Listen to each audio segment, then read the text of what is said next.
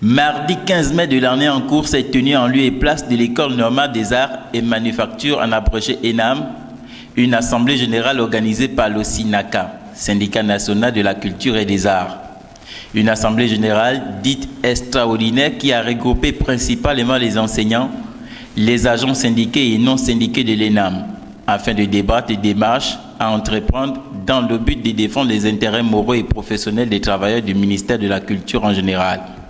Au cours de cette rencontre, il a été décidé unanimement la posture suivante. L'Assemblée générale a décidé à l'unanimité de la rédaction d'une lettre d'interpellation qui s'accompagnera d'un préavis de grève qui sera déposé d'ici demain ou après-demain auprès du ministre d'État, ministre en charge de la culture et des arts, à la suite de quoi nous attendrons les 10 jours réglementaires avant d'engager une autre démarche.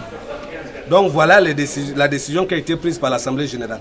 Situation chaotique qui perdure depuis près de 6 mois, période correspondant à la fermeture de cette école, sinon à l'arrêt total de toute activité au sein de dit établissement et pour cause. Le non-paiement des vacations des enseignants, le non-paiement des bourses des élèves depuis 2 ans, le déficit des moyens matériels et financiers relatifs au fonctionnement de l'école.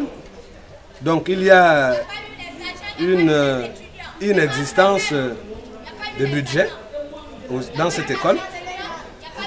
À cela s'ajoute également la non-application des réformes sur l'ENAM.